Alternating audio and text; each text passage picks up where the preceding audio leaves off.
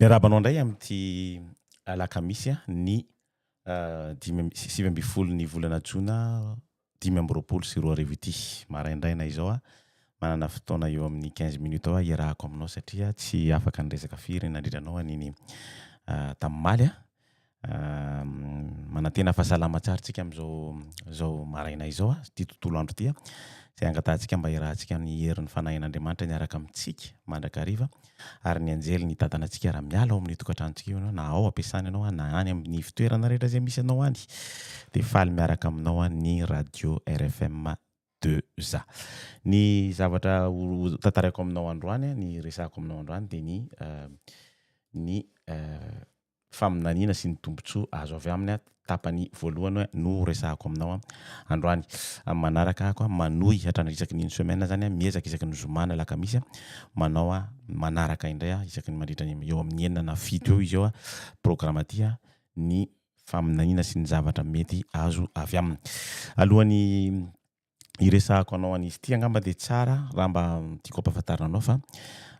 rapitso de iresadresaka satria mivoaka be any mihitsy nilay resaka hoe trompetra fahenina sy ny ady lehibe fahatelo de mahafinaritra mijery an'ilay izy satria samy manana ny fomba fijeriny avy isika rehetrarehetra am'izany zavatra izany samy manana fomba fijeriny za koa de mpianatry Jean-Paul Lagarde ao a Frantsa tamin'ny resaka apocalypse Jean-Paul Lagarde de dokotera izy de retraité de vita ny fianarany de nianatra teolojia izy niezaka izy zany nianatra avy eo izy nifantoka tanteraka tamin'ny bokyny apocalypse nefa kosa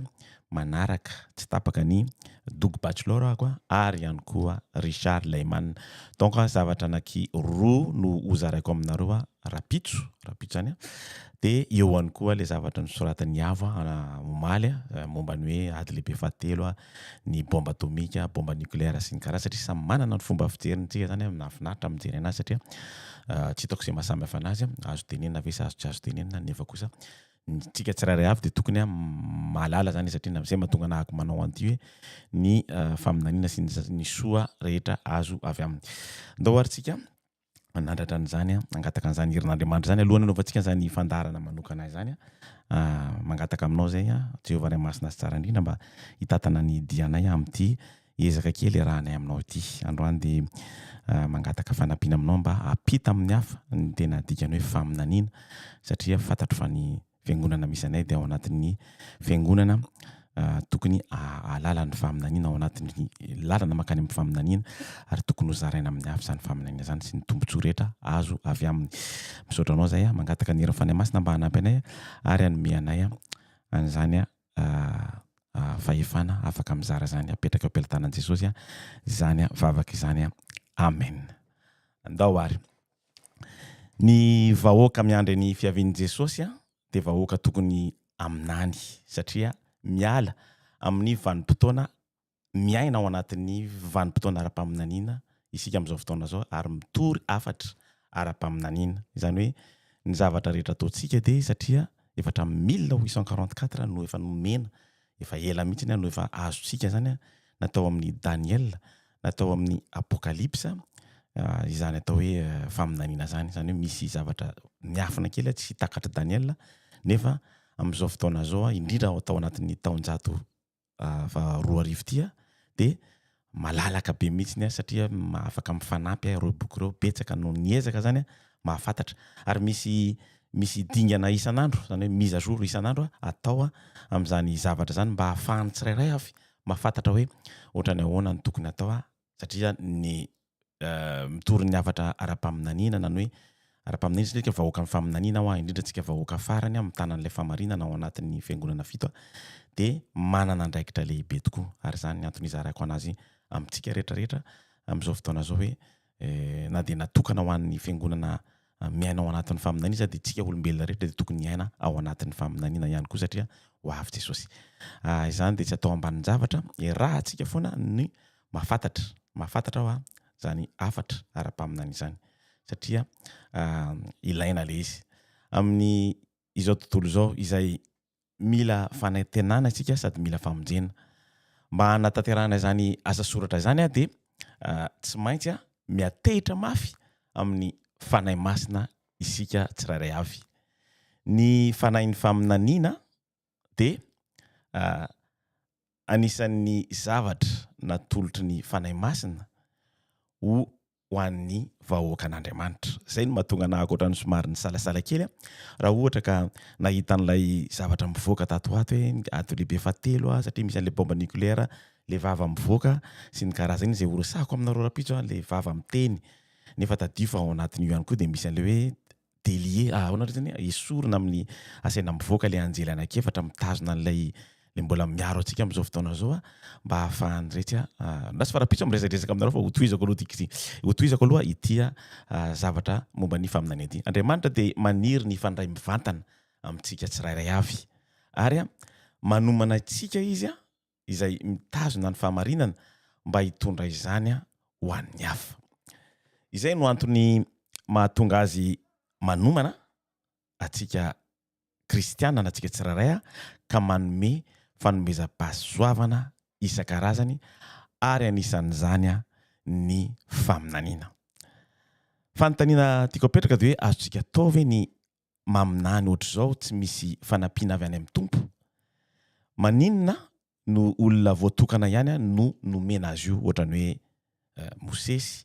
ohatrany hoe Adama koa nahazo Enoka, Daniel, John, tsika koa hoe mety mahazo na hoe misy mpaminany vavy anankiray koa zay fatatsika tsara mihitsy hoe Hélène Godouin izy koa de anisany mahazo an'izany zavatra zany. Manina izy roa ihany no nomena izany faminenana zany. Zany de lesona zay irahantsika ao arinarina kely ao fa tsy tohizantsika ohatran'izao ihany. Ny olombelona de tsy afaka aminany ny hoaviny sy ny lafiny maro eo amin'ny fiainany. Izany de andraikitry ny tompo irery. Mba hoentintsika anamarina zany ara-baiboly de manasa anao aho amaky ny teny izay nosoratany mpaminany Amosa ao amin'ny toko azafady raha tsy vetivetika aloha ao amin'ny toko 7:7 izay milaza hoe tsy manao na inona tokoa Jehova, tsy manao na inona tokoa Jehova Tompo raha tsy milaza ny heviny amin'ny mpaminany mpanompony. Hatrany amin'ny Saedena ka mandraka ankehitriny de nanome teny faminaniana azo antoka Andriamanitra. Raha mandinika ny soratra masina isika de hita fa ny apôstôly Petera de nanome toromarika manokana an'ireo fanomeza-pahasoavan'ny faminaniana. Ao amin'ny Petera toko 1:9-20 ka hatramin'ny 1:20 zay voalaza hoe ary manana ny teny faminaniana atao mafy orina tokoa isika. Koa raha mandinika izany ianareo de manao tsara fa toy ny jiro mazava ao amin'ny fitoerana maizimaizina izany. Maizimaizina izany mandra-pahazavan'ny andro ka miposaka ao am-ponareo ny fitarik'andro. 20 fa fantatrareo voalohany fa ny famoahan-kevitry ny faminaniana ao amin'ny soratra masina de tsy efan'ny fisainan'ny olona fotsiny. Fa 20 fa tsy nisy faminaniana avy tamin'ny sitrapon'ny olona tany aloha rehetra fa avy tamin'Andriamanitra no nitenenan'ny olona araka izay nitondran'ny fanahy masina azy. Izany hoe misy fifandraisana eo aminao sy Jehovah Andriamanitra ao io faminaniana io. Iverenako kely lay zavatra nitenen'ny apôstôly Paoly ao amin'ny Petera 2:1-20 izany hoe tsy misy afatra tokony ho tenenina raha tsy nivokatry ny fanampiany fanahy masina hoentina anampiana ny hafa. tsy ny apôstôly Petera ihany no nanamafy io fifandraisana amin'ny Jehova io. Ny apôstôly Paul ohatrany a dia nilaza mazava tsara fa anisan'ireo fanomezam-pahasoavana tsara indrindra nomenany olombelona mba ahafahana mampitombo ny fiangonana sy anampiana ny hafa ary mba ho firaisan'ny finoana. Hitantsika voasoratra izany ao amin'ny Efosianina 4:7 izay voasoratra hoe mandra-pahatonga antsika rehetra ho amin'ny firaisan'ny finoana sy ny fahalalana ny tsara ny zanak'Andriamanitra, ka ho lehilahy lehibe mahatratra ny ohatry ny lehibeny fahafenoan'ny Kristy. Ary tsy navelan-deha irery zany fa nampiny voalaza ihany koa ao amin'ny Korintianina 1:12 milaza hoe manao hoe ary ny anankiray manao fahagagana, ary ny anankiray maminany, ary ny anankiray mahafantatra ny fanahy samihafa, ary ny anankiray miteny amin'ny fiteny samihafa tsy fantatra na hoe fiteny hafa tsy fantatra, ary ny anankiray mandinika ny fiteny tsy fantatra. Tsarovy fa ny mpaminany Joela dia nanome toromarika atsika momba an'Andriamanitra sy ny fikasany ho atsika tsirairay avy. Ndao ny hojerevantsika zany, ary rehefa afaka izany dia nandatsaka ny fanahiko amin'ny nofy rehetra aho, dia aminany ny zanakalahinareo sy ny zanakavavinareo, ny lay antitrareo hanonofy, ary ny zatovinareo ahita fahitana. Zany hoe itsika rehetrarehetra dia manana an'io io fahasoavana avy amin'ny faminaniana io mba ahafahantsika mitory ny fahazavana mba ahafahan'ny tsirairay avy mandeha miverina makany amin'ny Jesosy. Tadio tsara fa nany amin'Andriamanitra, tadio tsara fa ao anatin'ny Apokalipsa 7 na ny trompetra 5 sy 9 no misy anazy trompetra 9 dia tsaroa fa reo olona ao anatin'izy ireo dia na le atao hoe 144,000 raha naheno ny feon'ny John, kanefa rehefa nitodika izy any amin'ny 7 nahitantsika zany dia vahoaka marobe ny hitany. Reo olona reo raha vao miditra ny trompetra 5 sy ny trompetra 9 dia efa voatomboka se ireo olona reo. Zay no mahatonga an'le hoe asorona tanteraka ilay anjely anankiefatra. Rapitsona nanao anazy iny ho asorona reo anjely anankiefatra reo amin'izay fotoana zay, dia andeha amin'izay ny asa ratsy rehetrarehetra tian'ny Satana atao. Zay no mahatonga nahako miteny anareo an'ity Joel 7:1 dia tokony haporisika atsika aniry mafy ny firotsahan'ny fanahy masina mba ahafahantsika mamita ny iraka nampanaovin'Andriamanitra atsika sy anafaingana ny fiverenan'i Jesosy mba anafoanana ireto asa ratsy ataon'ny Satana ireto. Anjarantsika zany asa zany. Nomen'Andriamanitra fahefana manokana antsika tsirairay avy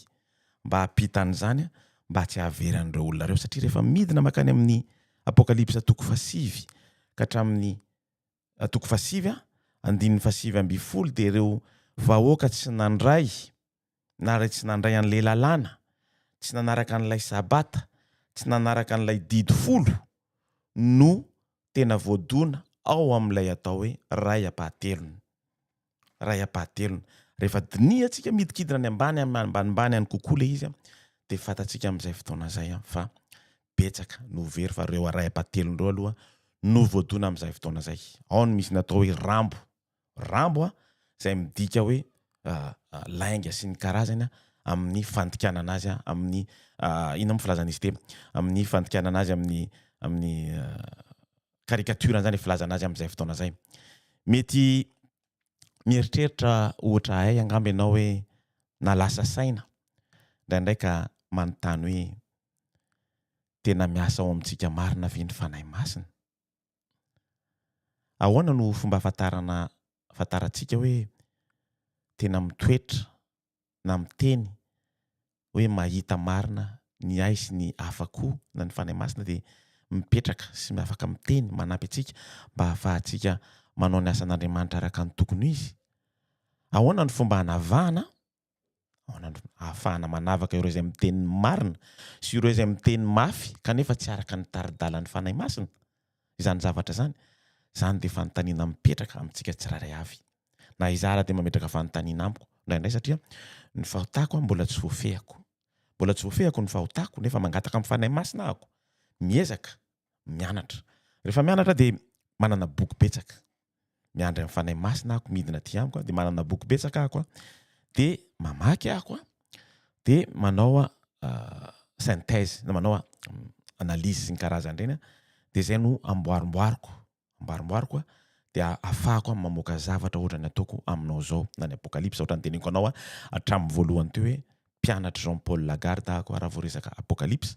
nefa kosa mironako bebe kokoa makany amin'ny Richard Lehman ahako rehefa mamaky ny boky ny apokalypsa. Ny amaliko anao dia tsotra ihany. Io boky nosoratan'ny olona vitsivitsy izay neken'ny fanahy masina ho tonga eo ampelantananao io dia hery lehibe hoentina manavaka ireo izay tena miteny marina amin'ireo izay miteniteny foana. Tadio ilay voasoratra tetsy aloha manao hoe 2:20 Petera 2 io fa tsy nisy faminaniana avy tamin'ny sitrapon'ny olona tany aloha rehetra fa avy tamin'Andriamanitra no nitenenan'ny olona araka izay nitondran'ny fanahy masina azy. Toraka izany koa na izaho na ianao dia samy tsy misy afaka manao na inona na inona raha tsy misy fanampiana avy amin'ny fanahy masina hitondra izany afatra izany. Tsarovy tsara fa Andriamanitra dia mampita afatra tamin'ny alalan'ny lehilahy sy vehivavy ao anatin'io boky io. Noraiketina antsoratra ireny afatra ireny mba ho saintsainana sy hanampy, ampionina, hitarihina sy ampitandrina. Rehefa mianatra ny soratra masina na amin'ny Baiboly ianao ka te ahafantatra bebe kokoa ny tokony atao dia mora aminao ny mahafantatra ny drafim-pamonjena amin'ny alalan'ny faminaniana izay omeny Jehova atsika tsiraray avy maimaimpona. Ary ao anatin'ny Baiboly ihany koa no ahafahana mahita fa Andriamanitra dia manampy ary nanampy ary manampy no mbola nampy olona izay tsy lavorary kanefa ampiasainy ampahafantatra ny famonjena tolony ho antsika rehetra. Eto ampamaranana dia tsaroa fa tsy mitsahatra ny mitady sy miantso antsika Andriamanitra. Amin'izao fanim-potoana isian'ny ady mangotraka izao. Tsy misy afa-tsy ny firaisan'ny hery ary miezaka mamantatra izay tiana Jehova ho fantatsika no lehibe ahafahantsika mamita ity asa farany ity. Miandry atsika izy, matoky atsika izy ary afaka manampy atsika izy. Nefa kosa mila fiezahana izany, mila ialana ny tahotra, ny henatra ary mila mifantoka amin'ny hazo fijaliana isika satria fantatrao tsara fa tsy nahita ny fitoerana masiny Stefana raha tsy efa voatoraka. Nanaiky ihany koa izy ny fahafatesana tao amin'ny Kristy. Ny apôstôly Petera dia nanaiky koa ny hamatsiana anazy teo amin'ny hazo fijaliana. Tsy mahafantatra an'izany tsika. Manaiky ny hotapahan-doha i Jaona mpanao batisa. Izy ireo anefa dia tsy maintsy nandray ny fanahy masina mba nahafahan'ny laza no aviny tsy afaka ny teninrery mihitsy izy raha napitany zany afatra zany am'izao fotoana zao mahatonga ny afatra mifaminaniana ao amin'ny apokalypsy Daniel tonga ety ampelantanantsika taty ny fanahy masina no mitatana izany anjarantsika ny mianatra anjarantsika ny mangataka amin'ny fanahy masina ny zavatra tokony atao mba hahafahantsika manampy ny hafa ihany koa tadio tsara fa nampanantenanao Jehova araka ny voalaza ao amin'ny Joel 2:7 fa handatsaka izay azonao vakina fa handatsaka hery lehibe hoaisy ho anao izy mba hahafahantsika tsirairay avy mapita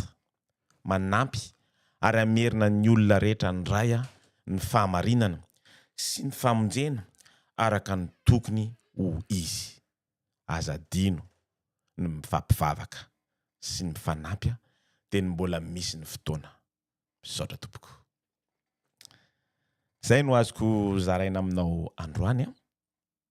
raha pitsika dia resadresaka amin'io hoe iza no mitondra an'ity tany ity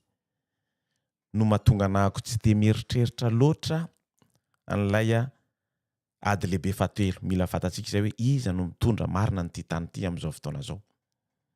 Misy marina ny zavatra nytenen'ireo tanora amin'izao fotoana zao mafana fo miteny hoe ady lehibe fatelo ny trompeta fahenina mise à jour zany satria miova foana arakaraka ny zavatra mitranga sy ny zavatra omen'ny fanahy masina fa misy zavatra mampieritreritra tokony ho fantatra ny tsirairay avy izay ho zaraiko aminao rapitso araka ny anarako tonga dia homeko anao avy amin'ny Jean Paul Lagarde sy araka ny boky ny vakiako izay nosoratany Richard Lehman. Manatenao fa salama tsara isika tsirairay avy engane Jehova hitatana ny fiainantsika amin'izao andro sarotra izao mba samy hazo ny fanahy masina ary andray amboninahitra ny satroboninahitra izay nomeny anazy. Betsaka ny ondry tokony hiala esorina ao anatin'ny Babilôna satria Andriamanitra niteniteny riva okako miala tao amin'ny Babilôna ianareo miverena aty amiko. Anjarantsika zany satria rehefa mijery ny trompetra fahenina io tsika efa ny olona rehetra voafidy sy voantso sy voafidy dia efa voatombo kase. Anjaran'ilay olona tsy manaiky an'ilay didy rehetra izay namen'Andriamanitra miteny mihitsy ny ao azy ireo izay mbola mandangy ao anatin'ny boky io izay mbola mijangajanga sy ny karazany hafa koa tsy manaraka ny didiny ireo lay ampahatelony voalohany alohany tena hidiran'ilay fléau na le hoe inona miteny gasy ny fléau zafady indrindra tompoko ataoko tsara izy rapitso mirary andro sambatra ho anao androany eto dia tsara ny tenenako aminao fa misaotra ny Richard Andriamanjato ako nanoro hevitra anako hoe tokony mijery écran ana dia mandeha radio ary ty zavatra ty donc tsy maintsy nianarana tsy enjery ty zavatra nalefa tany amin'ny mpampianatra malagasy ty dia izy nanao fakiteny faharoa sady nanadio no nanamboatra araka ny tokony ho izy nanao ny titre ihany koa araka ny tokony ho izy satria tena tsy mahay an'izany mihitsy ny tenako. Misaotra tompoko.